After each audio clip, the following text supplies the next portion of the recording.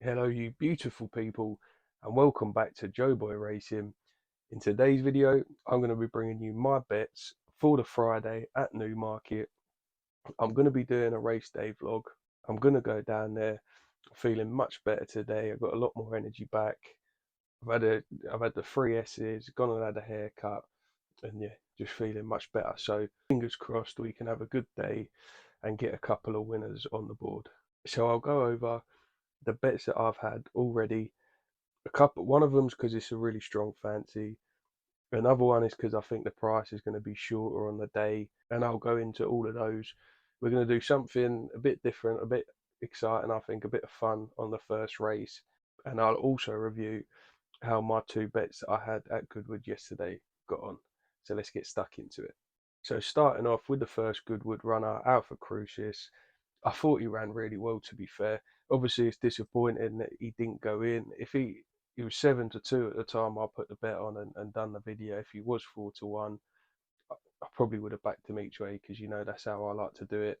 However, he was 7-2, run a big race. I think that I was concerned about the draw a little bit, but I thought he'd be classy enough to get the job done. And the Cerulean Bay, as friend of the channel pointed out, just got first run on him, and the race was gone. Rallied really strongly, saw the trip out well, like I thought he would, but it wasn't to be on that one. Moving on to that second bet at Goodwood, high stock. It was a cracking little race, really interesting puzzle. Obviously, Saddad was a short price fav. You had the Godolphin thing in there as well. And yeah, I did not see. I like the key, been knocking on the door in competitive handicaps, but did not see him. He was 33-1 as well. So if anyone backed the key, hats off to you. You know, he couldn't win a handicap and then gets put up into class one and does the business. Fair play to him. Had the running on the race. I thought High Stock ran really well, to be fair. Obviously, he was coming off a bit of a break, which was a concern, but I don't know. I thought he ran well. He obviously didn't get in the places, which was annoying. Ended up finishing just outside the places in fourth. He was sort of tracking to dad, and then because I think O'Sheen was thinking, yeah, that's the horse I want to be behind, and that's what the market was suggesting. And then I think he realised this horse ain't taking us there, so he sort of cut back inside, got in amongst horses, and rallied strong, stayed on well, but wasn't able to get a place. But yeah, all in all, no winners, no placing for high stock, which was disappointing. However, I thought both horses run decent races. We've got that Richard running at Newmarket today at the 3:35, so fingers crossed he can get a winner on the board for us this week, and we can go into the weekend at Newmarket with some money in the pocket. Right, guys, so as you know from my other A Day at the Races videos, when I go to the races, I like to have a bet on every race. Obviously, typically I wouldn't do that if I'm at home, just at punting or whatever it may be. So do bear that in mind if you're thinking about following me in on any of my selections. You can probably tell from the stakes that I'm putting on that certain horses are obviously fancied more than other horses. So we'll go into those now. So for the first race, the 1:15 1 mile listed race, I want to do something a bit different here because I was studying the race, and there was two or three that I thought had a good chance of winning in this, two or three that I fancied, who were Arasay, Cajole, and Never Let Go. Obviously, you've got Elwatine at the top of the market as well, who ran well at Newmarket in the 1,000 guineas earlier on in the year. However, I don't know. For some reason, I'm not fancying Elwatine. However, because I can't select with real conviction which one I'm on yet, I thought it'd be fun to turn it over to you guys. Basically, whichever horse is commented most down below in the first race at Newmarket, I will put a bet on the day. So essentially, you get to pick what I have a bet on. Obviously, I've mentioned the horses that I think have got a good chance: Control, Arasake, Never Let Go. I just thought it'd be fun, bit different, and you know, you guys might be able to pick me a winner. So I thought it'd just be an interesting thing to do. Obviously, I'm not going to get absolutely stuck in because it was such a difficult race to try and decipher. But yeah, I'll have a, depending on the price of the horse, I'll have half a point each way or a point win or something like that.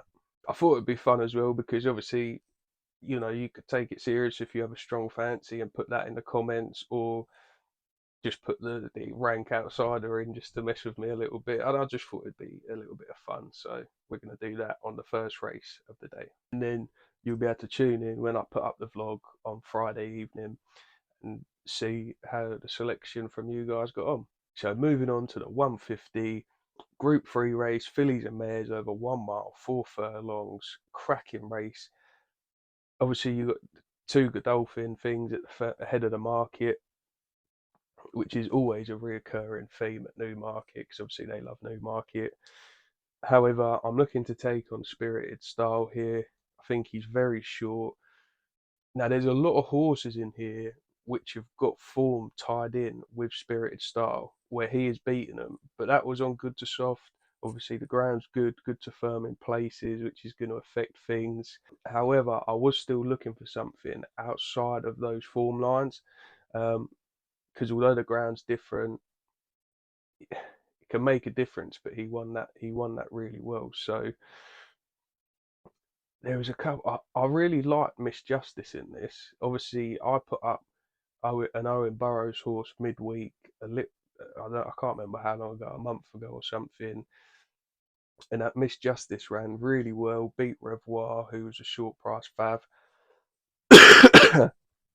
And I was really impressed with the performance because you got checked on going round a bend, managed to get rebalanced, and then had a little bit of trouble and just was brave. Likes that sort of firmer ground as well, obviously, from that run at Salisbury. And yeah, I thought 8-1, you can get 4 places with Bet365 as well. I thought it was well worth half a point each way. However, the Gosdens are running that understudy with Oisin Murphy on board as well. And I know they've got obviously Juddmonte. Colin Keane's the retained rider for Juddmonte, but this isn't a Juddmonte horse. So the fact they've given Oisin to understudy, I think Oisin's a better jockey. I would have thought they maybe would have given him the choice, and he's ridden understudy a couple of times and has chosen. Maybe I'm wrong. Maybe the Gosdens just said, "Yeah, we've got understudy if you want to ride it again." He's ridden it a couple of times. If he has chosen understudy, I think that's really interesting. You can get 8-1 about him. He's the same price. However, with Bet365 with the extra place, he's 7-1, and I like to take the extra place more time than not. So those were the 2 in the field that I was kind of leaning towards. Obviously, that Revoir did run okay, but against Miss Justice, but he was being rousted along from miles out. Just didn't look as straightforward as Miss Justice, which tends to just have me leaning towards Miss Justice. There's another interesting one in this race as well. Favourite Memory from Rafe Beckett. Again, form line ties in with that Spirited Style race. However, he's come out on good to firm ground since and ran well. So those were the 3 that I've sort of narrowed it down to. However, I think at this stage, Miss Justice, half a point each way. I'm not going to get stuck in, but at 8-1 with the 4 places, I'm probably going to have half a point each way on Miss Justice. I may back understudy as well on the day with half a point as well, just so I've got them 2 covered, because I think they're both really interesting runners. Right, moving on to the 225 Group 2 fillies over 7 furlongs. I've actually had a bet in this one already on Moon Target. I've had only half a point each way. Like I said, it's not one of the stronger fancies of mine. 12-1, only 3 places available, I believe, but I think this horse could have a big ride in her. Obviously, she was disappointing the last day at Doncaster. However, that was on good to soft ground. There was more given the ground, and it was her first time stepped up to a mile. She just looked out of her depth a little bit. However, last time out at Goodwood, she ran an absolute blinder. Finished half a length, I think, off of Precise.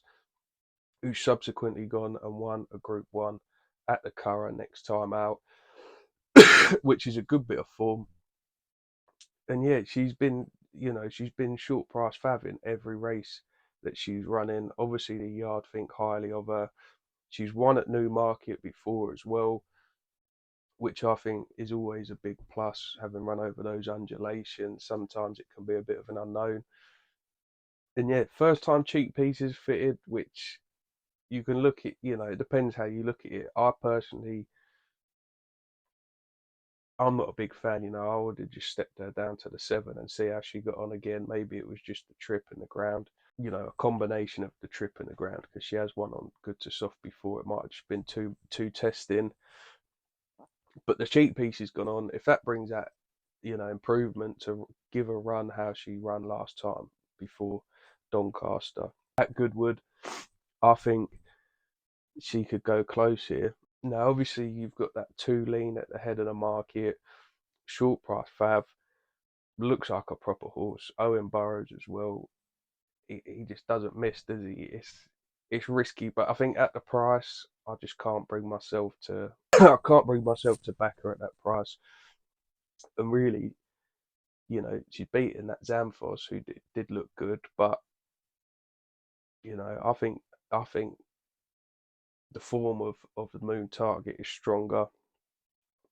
I thought Moon Target would be shorter. I know how disappointing it was last time out, beating favourite at Doncaster, but I think if she can bounce back, she's going to be able to go close. It's a decent price as well, 12 to 1, half a point each way, 3 places. I thought that was a solid bet myself, so that's what I've had. There's a couple of horses in here as well at massive prices that I just thought was interesting. One of them being Samurai Green for Carl Burke and Clifford Lee, and the other one as well is Nandita, both around 33 to 1. And I might just chuck up, when I'm there on the day, I might just chuck a fiver each way on one of them. See if there's any market support. Samurai Green, the race it won, it's only ever raced once, so there's a massive scope for improvement. However, it was a really slowly run race. Finished it off strongly, beat a shorter price fav as well. It's one of them ones where it looks good, but then you look at the speed figures and it was a really slow race. So this race isn't going to be that slow, but that might bring improvement out there. So Nandita's a lot more exposed, but ran okay last time out in a Group 2 in France. But yeah, I just thought at bigger prices those two are interesting. But the bet that I've had on already is Moon Target, half a point each way at 12 to 1. Moving on to the 3 o'clock, you've got the Group 2 over 1 mile, and this has got my strongest fancy of the day in it. I've already had a bet on this one because I think it's probably going to end up going shorter. You've got Opera Ballo at the top of the market, odds on Fav, Godolphin thing. What a surprise. I don't know, I just feel like Opera Ballo's class, don't get me wrong, but I just feel like Zeus Olympios at 3 to 1 still represents a little bit of value. You can get 3 to 1 on Corals and Ladbrokes, and I've had a 2-point win on Zeus Olympios. I was really impressed last time out. Obviously, I put up Sweet Francais in that race, who broke down. He's unbeaten. He's improved with every run. He's only raced 3 times in his career, twice as a 3-year-old. And I just think there's a lot to like about him. Obviously, it'd be nice if William Buick was on board like he was last time out. However, Clifford Lee's on board, still a good jockey. But yeah, Zeus Olympios is my strongest fancy today. 2-point win at 3 to 1. Fingers crossed he can do the business for us and we can cheer him over the line. Moving on to the 3:35. It's a listed race over 1 mile 4 furlongs. I have had a bet in this one already. Now I have to warn you guys, this one might be a little bit heart over head. I've had a 1-point win on Isle of Jura, 3 to 1. Now the reason I love this horse, this was my first ever Royal Ascot winner in person when I was actually at the racetrack. One for me at 16 to 1 as well. won an absolutely cracking race. It was really impressive. There was talk afterwards of him going for it King George. He's obviously had an injury, had a setback. They was going to aim him for the Hardwick again this year at Royal Ascot. It's obviously taken longer for him to get over that injury, but he's got his ground, and I just think in the field he is obviously the class angle. He's the classiest horse in the field. Hopefully the yard have got him right.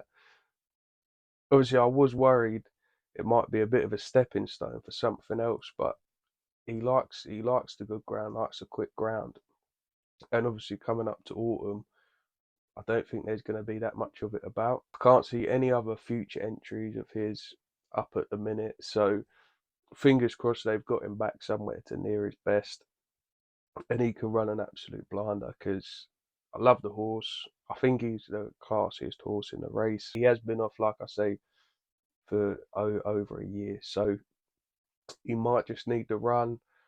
However, I've backed him, so I will be having a little cover bet for that reason.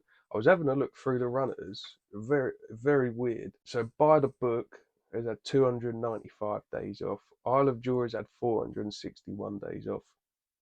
Burdett Road's had 97 days off. Eydon has had 132 days off. What's the other one? Pride has had 158 days off.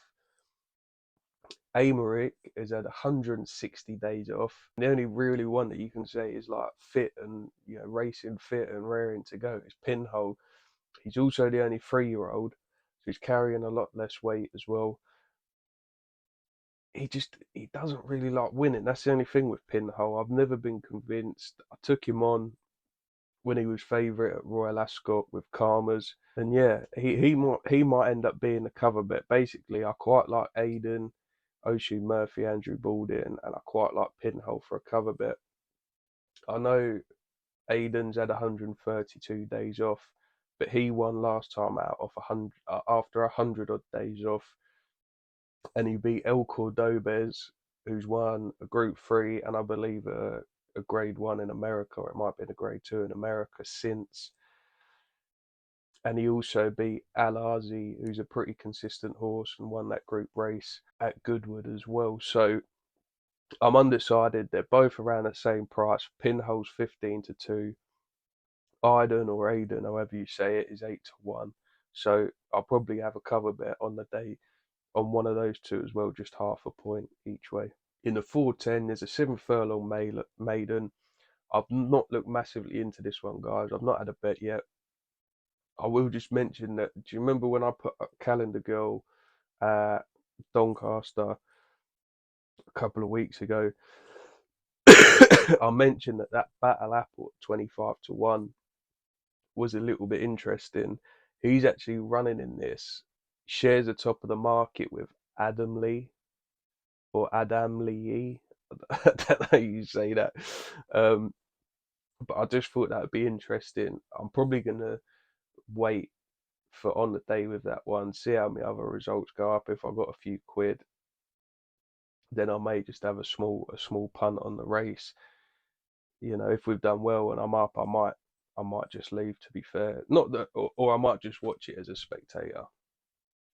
But I will be looking into the race in more detail. But obviously, I wanted to get this video up in enough time that if you do want to jump on any of my bets that I've had as well, to see how they get on for when I do the vlog tomorrow, then you could do that.